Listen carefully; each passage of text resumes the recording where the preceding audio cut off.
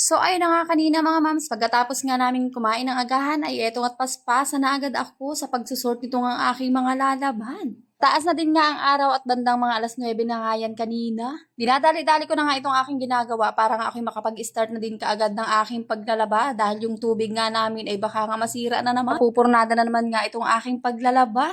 Pagkatapos ko namang ma-sort, ayan na nga, tumambad na nga sa akin ang sangkaterbang mga labahin. Pero kayang-kaya ko nga yan at kahit na nga sangkaterba, basta't ang importante nga sa akin ay ang tubig. At ayan na nga, at sinimulan ko na nga ilagay sa washing itong mga puti. At habang nakasalang naman yan, ay ako ay nagwalis na din nga muna dito sa aming kusina. Bakit nga kaya ganun mga mams, hindi pwedeng hindi tayo mag-iimis ng iba pang mga gawain kapag tayo ay mayroong ginagawa katulad niyang paglalaba.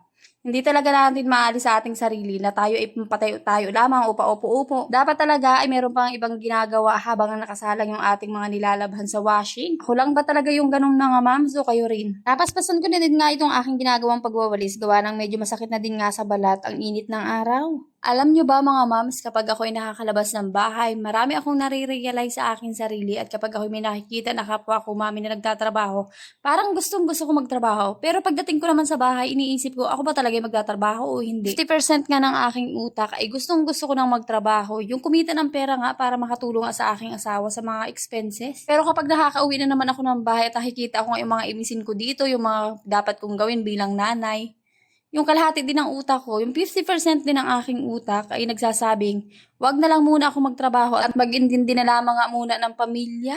Marahil ay marami din nga magsasabi sa inyo na ito ang pagbablog, eh diga ito ipagtatrabaho na din nga. Lalo na nga kapag nag-i-income ka na din sa pagbablog. Pero masasabi ko din nga na ang pagbablog ay paswertihan. Depende na rin lamang yan kung madami kang nanonood sa iyo at madami kang views, yun. Magkakaroon ka nga ng income. At saka, passion din talaga ang kailangan kapag nga ikaw ay nagbablog. Kaya nga lagi kong sinasabi sa mga nagtatanong sa akin kapag ako'y nakikita, oh madam, kailan ka magtuturo? Oh madam, kailan ka mag-a-apply? Lagi kong sinasabi sa kanila na pinapalaki ko lamang yung mga anak ko. At hindi ko naman talaga kinakarir itong aking pagbablog. Kumbaga, libangan dahil nga ako'y nag-i-stay ngayon sa bahay. Hindi mag-vlog na lamang. Kung mabigyan naman ng opportunity after 2 years nga nahingi ko sa asawa ko, ay ako'y tuloy-tuloy na din nga sa pagtatrabaho. Siguro ay sa sideline ko na lamang itong aking pagbablog. Dahil ito namang aking ginagawang pagbablog ay enjoyment ko na nga lamang din every time na ako'y may ginagawa ay aking binibideo. Syempre, para alaala na rin kay Facebook, ganon. Kaya naman sa mga bagong content creator na papausbong pa lamang, itong pagbablog ay depende sa inyo kung gusto nyong karirin, kung gusto nyong i-sideline, kung gusto nyong i-full time, kung habang nagtatrabaho kayo nagbablog, ganon. Depende sa inyo, pero wag na wag nyong isasakripisyo ang inyong magandang trabaho dito nga sa mundo ng vlogging. At ang mapapayo ko lamang nga sa mga nagbablog ay wag nyo ang istresin ang inyong sarili. Meron nga mga nagiging successful at meron din namang mga nagbe-fail dito nga sa mundo ng vlogging. Kung gusto mo namang maging successful dito nga sa mundo ng vlogging, ay gumawa ka ng authentic na mga video. May mga kabuluhan, quality content at engaging na mga video. Tiyak na mamahalin ka at magiging successful ka nga dito sa mundo ng vlogging. So ayun na nga, at ako'y pumasok na din nga muna dito sa loob. Kung nakikita nga ninyo na iniwanan ko na muna yung aking mga nilalabhan,